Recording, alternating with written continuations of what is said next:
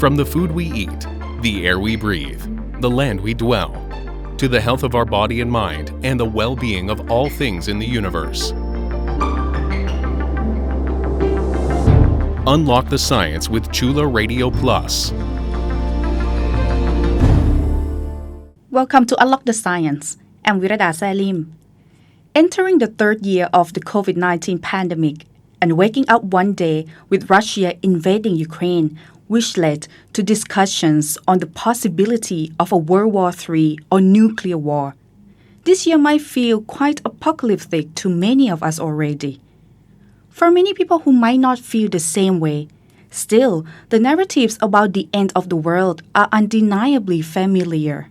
The classic Armageddon, the 1998 American disaster film in which NASA astronauts had to save humankind from a large asteroid hitting the Earth, or other movies of zombies or viruses spreading from a secret lab. There is even enough apocalyptic literature that it can be classified as a genre of its own. Apocalyptic ideas have been with us humans since the ancient time until today. In 2012, Reuters, a United Kingdom-based international news agency, did a survey of around 16,000 people in more than 20 countries about their belief in apocalypse. It was found that almost 15%, or 1 in 7 people worldwide, believe that the world would end in their lifetime, be it through the hands of God, a natural disaster, or a political event. Turkey and the United States had the highest number of people who believed in apocalypse, accounting for 22% of their population, followed by South Africa and Argentina. About 1 in 10 people globally also said they were experiencing fear or anxiety about the world ending, especially people from Russia and Poland. If we look out for the meaning of the word apocalypse in Cambridge Dictionary, it means a very serious event resulting in great destruction and change. It is very interesting that it doesn't directly mean the end of the world, and it says nothing about death. It is interesting because in this episode, we will explore the origin, interpretations, and implications of apocalyptic thinking from the ancient to modern time, from religious to secular society, and how thinking about the end that could happen in the future can help us rethink or endure the present. The word apocalypse comes from the Greek word apokalypsis, which actually means unveiling or revelation. The word is in the ancient title of the final book of the New Testament, known as the Book of Revelation or the Apocalypse of John. The book is classified as apocalyptic literature. Revelations made to humans by a supernatural agency, heavy symbolism, numerology with vague meanings, extensive use of visions and allegory, concern about catastrophic day of judgment or the end of the world. All of these are characteristics of apocalyptic literature presented in the Book of Revelation. Apocalyptic literature tends to take a deterministic view of history, driven by the belief that our path and future are already set by God. However, since the event of the secularization, apocalyptic narratives are framed and provided with contemporary meanings. The apocalyptic or existential crisis is still there, but this time, the moral obligation is upon us. Will we take it seriously enough to tackle climate change, to develop vaccines in time to kill the plague, or to choose negotiation and peace talk over a nuclear war? These narratives exist in both movies and real-life debates. How apocalyptic thinking has transformed from its religious narratives to fit into the secular world, and how it can be argued that some of its elements have not really changed at all. To help us understand more, I talked to Associate Professor Dr. Rawitawan Sophonpanich of Department of English Language and Literature, Faculty of Liberal Arts, Thammasat University. Dr. Rawitawan has research interests in English literature, medieval and early modern literature. It's interesting to know that the origin of the word apocalypse, which for us it means the world is ending doesn't really mean so. Could you tell us more about the origin of the word and how it has come this far to the meaning that we are familiar with? The actual words apocalypse come from the Greek word apokalypsis, which means revelation. In the ancient context, it means the revelation of the future that is like revealed to us by the divine. So this kind of thinking has been around even before the coming of Christianity. Like it was evident in the Jewish religions that there's apocalyptic thinking that God will reveal how the future of humankind may end. This kind of narrative functions as allowing to see that God is in control of events and has a plan for human history. So people were encouraged to be faithful and to look beyond death and the struggle of this life towards the time of justice under God's future rule. So in a sense, the word apocalypse has evolved through time from the revelation of the future of those who believe in God to connote the end of the world, because the narrative of the revelation itself is always entails some kind of like the end narrative, like the ends of the world narrative, like the future of the people who believe and who refuse to believe and so forth. But as the society itself became more secular around like 14th century, that the society has turned towards more secularism, the belief in the religions kind of waning, like people believe less in the religion and look forward to science as a new way of to tell people about how the future will be like. And science has shown us time and again that it can tell us about the future. People begin to like, oh, this may be another type of narrative that is different from the religious one. So the apocalypse has gradually turned away from religion to embrace science as one of the ways to tell our future. Maybe you could share more with us some elements or characteristics of apocalypticism that have been there from religious to secular time, but maybe covered in different words, forms, or different interpretations. The belief of Antichrist or how Nazism is associated with apocalypticism, for example.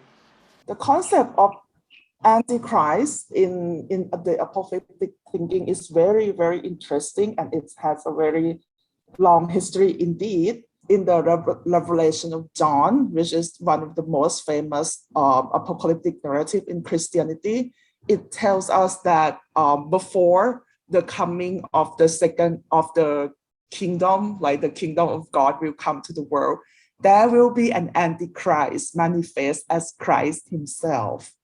So it means like people will look up to this figure as if it is the second coming of Christ. And Antichrist is the figure that will lead human to the wrong path instead of follow the righteous path. So in order to make sense with history, people begin to try to pinpoint who was, who has been, who is the Antichrist throughout the history. Like when there was a French Revolution, for instance, this is a very interesting period in history in which the conservative says that the revolutionaries are the Antichrist, are the people who try to lead people to the false path, to the destructive end, while the revolutionaries mentions that the conservative were indeed the Antichrist. So in this sense, it seems like the Antichrist narrative has been utilized throughout the history. Like the Nazis began their propaganda by saying that the Jews are like the sinful, the Antichrist, whatever that will corrupt the whole civilization, then they need to destroy them from the face of the earth, and we will reach to the golden future or whatsoever. While the Allies also see the destruction that the Nazis commit to the world and use this same narrative that the Nazis were the Antichrist. So in a sense, this narrative come back in the contemporary situation of Russia and Ukraine, in which like the Russia mentioned that the Ukraine are the neo-Nazi that they need to destroy. So it seems that the narrative is there for people to employ for their own end. It sounds like the apocalyptic thinking itself gets humans to make the world end by ourselves. Yeah, you got it right. That seems that people are so scared of the end of the world that they might themselves bring us to the end of the world. Like they say, it's like in the case of the Cold War, for instance, both the communist world and the liberal, like the democratic world, are scared of each other, that they will lead to the end of the world. So they seek to destroy one another. You mentioned about fear. How do you think fear is associated with apocalyptic thinking? Yeah, fear plays, I think, most crucial part in the apocalyptic thinking, in a sense that people, even before the medieval, they didn't know the future. They are scared of what to come. And the world back then, or even the world right now, is always scary. Like it's always unpredictable. So they have this narrative in a way to calm themselves down, that even though the world is scary, but the God already have the future for them. But also this narrative also enables fear in our mind too. Like it makes us scared that what gods might have for us, right? So in a way, it can be used to control the society. So it works both ways to make this kind of narrative popularized, and it also makes this narrative like always stay with us. Can we also say that apocalypse is the end of the world as we know it? What do you think if we say that we are now already living in the afterworld or post-apocalypse time, since the world as we know it before COVID-19 is quite gone? Also now with the invasion of Ukraine by Russia, for example. I think that is a very important question to ask, that maybe the world has already ended many times already. In a way, I think the question is, how do you define the end? How do you define the end of the world? Does that mean that we all have to die first and then the world renew itself again? Or it means that we all have been through some kind of like really traumatic event and we all re-emerged from it as a new person and live with the whole new world that is different from before. Maybe if you ask those who survived the Second World War, they might say that the world has already ended at the time of the war. And then it is the brave new world that they need to live after the war. Even right now, maybe the world has ended already with the pandemic and we are living with the ruins of it, what's left for us to make sense out of it. That is the conversation I have with Associate Professor Dr. Rawitawan Sophonpanich of Faculty of Liberal Arts, Thammasat University. We will take a short break now. You are listening to Unlock the Science on Chula Radio Plus. Even with the advance of technology in many fields we have today, apocalyptic thinking doesn't seem to be outdated just yet. This poses a question we will explore next in this episode. What is the function of apocalyptic thinking, especially in the modern time? Paul Samuel Boyer, the American historian and professor of history at University of Wisconsin-Madison, believes that there are some very deep human needs that could only be met by the prophetic belief system. We need beginnings and endings, which are provided in the apocalyptic narratives. Apocalyptic thinking also allows us a sort of coherence to current events and to interpret the meaning of these events. Professor Boyer argued that it is very reassuring for many people to have the sense that someone is in charge of what is happening or will happen. Matthew Barrett Gross and Mel Giles wrote a book in 2012 titled The Last Myth: What the Rise of Apocalypse Thinking Tells Us About America. They wanted to answer why apocalyptic beliefs were surging within the American mainstream. On one hand, many secular readers were hungry for catastrophe, as books about global warming and the end of civilization ranked as bestsellers. On the other hand, a little has been done to really solve the climate change and other real-life crises. In the book, it is argued that the way apocalypse is framed in the media, such as movies, doesn't mobilize the world into action. The author stated that apocalyptic stories in the media are on one hand saying that it is mostly probable, largely unpreventable, and destined to be catastrophic, but on the other hand saying that the probability for apocalypse to happen is either low or can be preventive. These apocalyptic storylines become a form of daydreaming escape called by the authors as apocalyptic fantasy, since most of us react to the idea of apocalypse rather than to the underlying issue such as the collapse of economy or environmental crisis used in the apocalyptic stories to begin with. These are just examples of why apocalyptic thinking still has its function in the 21st century amidst all the problems the world is facing. Let's explore whether there could be more ways to utilize apocalyptic thinking in the way that is useful or meaningful to how we make sense of ourselves and the world. Up next, I talk to Assistant Professor Dr. Girati Chunpitayathorn, a sociology lecturer at Department of Sociology, Anthropology, Faculty of Political Science, Chulalongkorn University, whose expertise is in historical sociology. He will use historical sociology to look at apocalypticism and propose how each one of us can take part in rethinking our past, present, and future.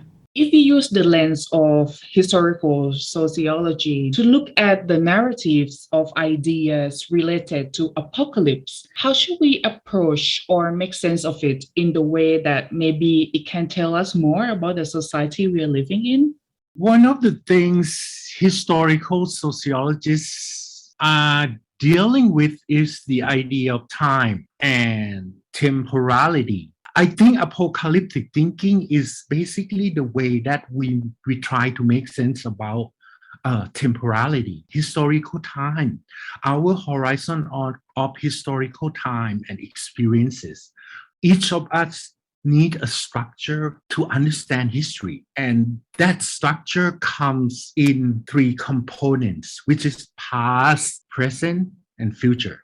There is one French historian. His name is François Hartog. He wrote a book. I think it's a very important book and very current. He says that until now, we have two regimes of historicity. The first one is called the ancient regime of historicity. It's the old one. It's the way that human beings look into the past, religion, supernatural power, and the idea of cosmology to make sense of the world. It's only about present and past. It was lasting until the French Revolution in 1789. You know, the French Revolution is kind of watershed in our historical experience. It's a major social revolution that changed the world, that destroyed the old regime. And after that, we live in a modern world, a democratic capitalist society. Then there is a second regime of historicity, which we are in this regime now. It's called modern regime of historicity. Modern regime of historicity value present. We live in the moment. We live here and now. What matters to us is here, is the present. The past is vague, is no longer quite matter, but it's futuristic in the sense of progress. We human beings shape our own destiny. We are our own gods. We are liquidated from the old regime. Everything is moving forward.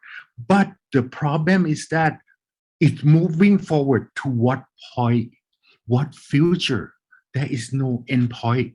This is what Hartog means, the modern regime of historicity. In criticizing this modern regime of historicity, he urged us to move and to think with the new regime of historicity, the new historical condition in which past, present, and future are the engine that move our horizon of experiences.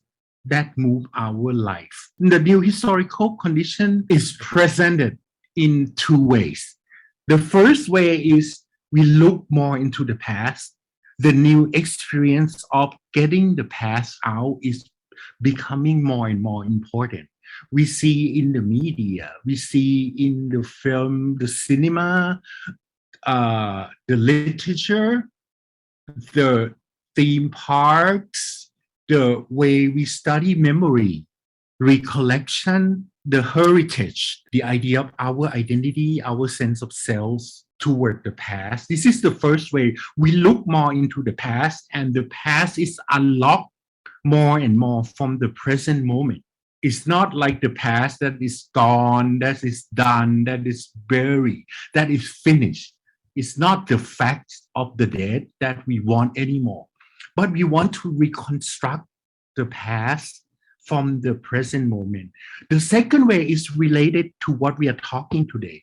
We look into the future with a certain point of finish, points of ending.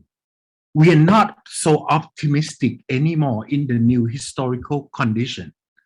The future has to be something that it makes sense to us. It's not just we progressing or moving or walking or advancing forward forever, indefinitely or something like that. We need to be sure about what is the end. And apocalyptic thinking that people are so preoccupied with today serve that sense. We want to know the ending. By knowing the ending, we make sense of the structure of time and temporality, which should be composed of the three components: present, past, and future. And they should be related to each other. If you're not talking about the world is ending literally, physically, there has been discussions about the end of globalization or the end of the history. Do you have anything to add into that? The idea of the end is like coming from everywhere for quite some time. I mean, Francis Fukuyama talked about the end of history. Karl Marx talked about the end of capitalism, that the proletariat, the working class will reunited around the world and they became revolutionary class to overthrow capitalism and we move into communism. His prediction didn't last long.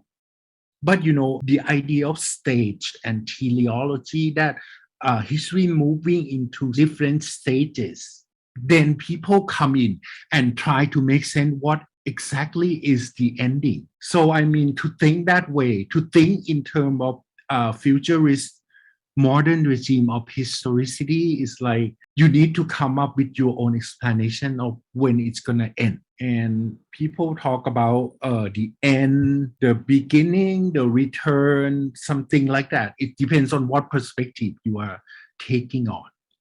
With all the terrible things happening in the world right now with the war and the pandemic, what are the important notes you would like our audience who are listening to us to take with them when we find ourselves wondering if the war is about to end?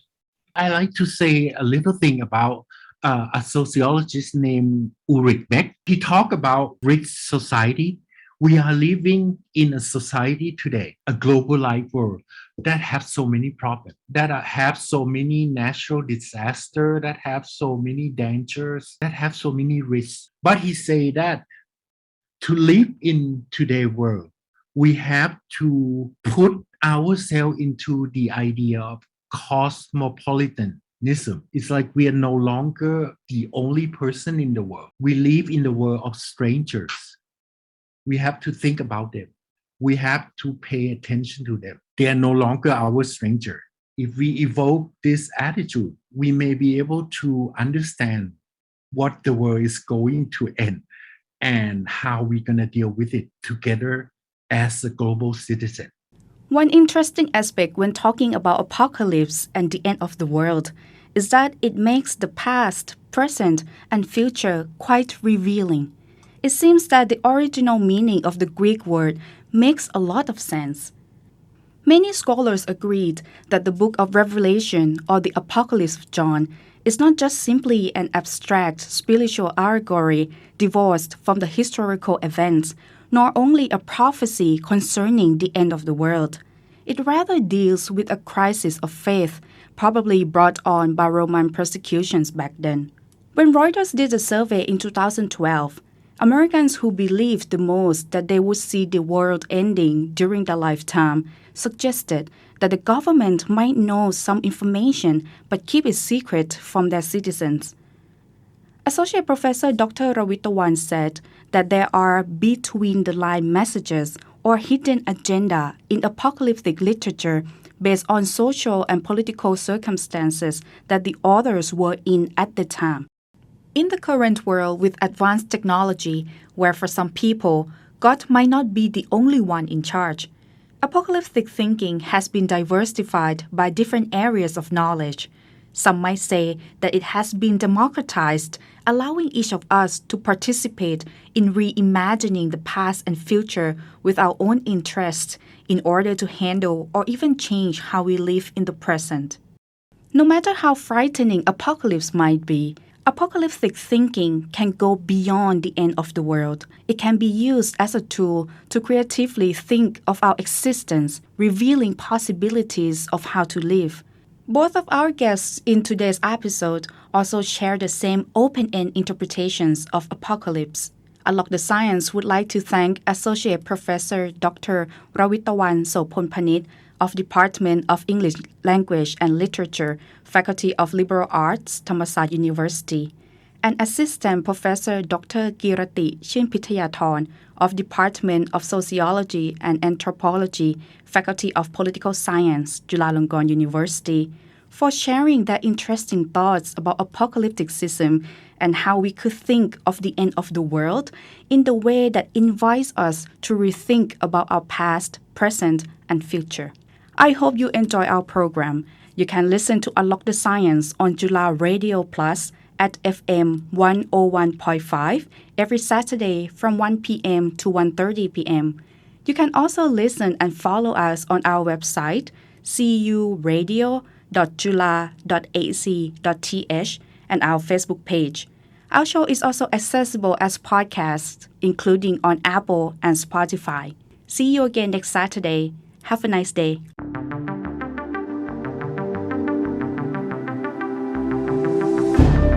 Unlock the Science is edited and produced by Sinfa Tunsarawut